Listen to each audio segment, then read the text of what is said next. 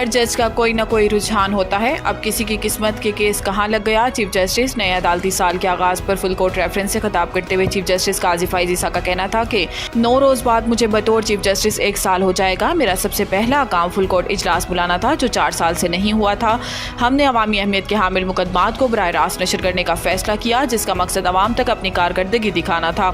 پہلے عوام کو وہی معلوم ہوتا تھا جو ٹی وی چینلز دکھاتے تھے یا یوٹیوبر بتاتے تھے.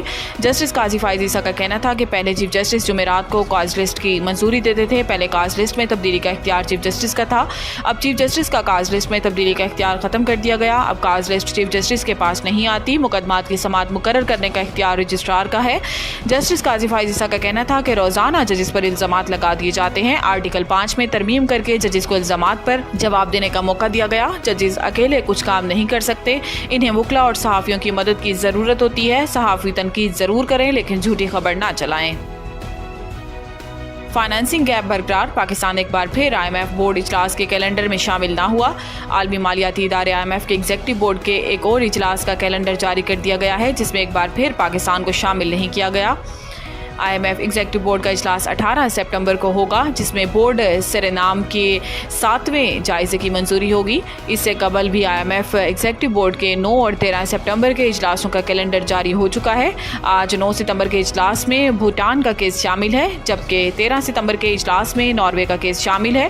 پاکستان اور IMF کے درمیان سٹاف لیول معاہدہ 12 جولائی کو ہوا تھا مگر ذرائع کا بتانا ہے کہ پاکستان کو تاحال $2 ارب بیرونی فائنینسنگ گیپ کو پورا کرنے میں مشکلات کا سامنا ہے.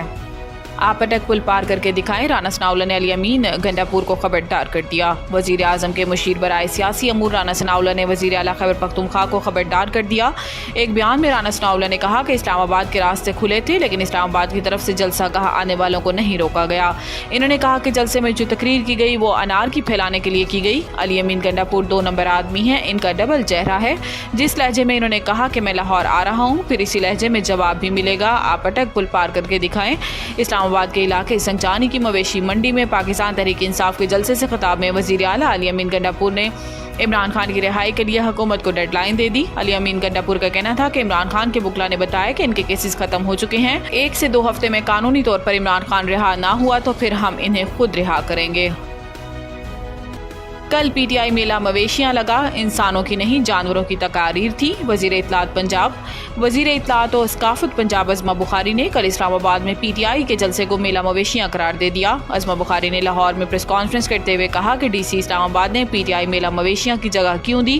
کل تقاریر اور باتیں انسانوں کی نہیں جانوروں کی تھی. عظمہ بخاری نے کہا کہ پارٹی کے بلاؤں نے سچ کر دکھایا. جو خدشات کل تھے وہ آج بھی ہیں.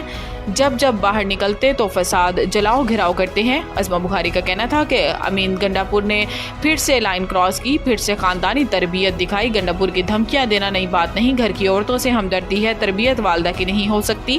انہوں نے کہا کہ گنڈاپور نے پنجاب میں لشکر کشی کا عدنیہ دیا ہے تو اس کی جو زبان سمجھ آتی ہے اسی میں جواب دیا جائے گا. صوبوں کی لڑائی نہیں کرنا چاہتے. KP پولیس مثالی ہوگی لیکن پنجاب پولیس نشیوں کا نشہ اتار دیتی ہے. The Country School, a project of Bloomfield Hall.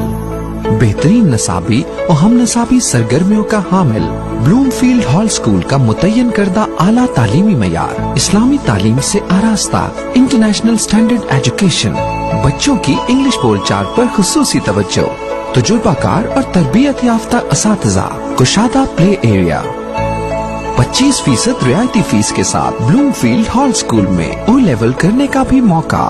So don't wait. The Country School towards academic excellence.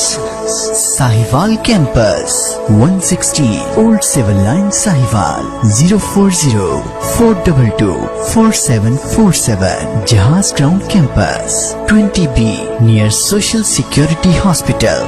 Jahaz Ground, Sahiwal, 040-450-37.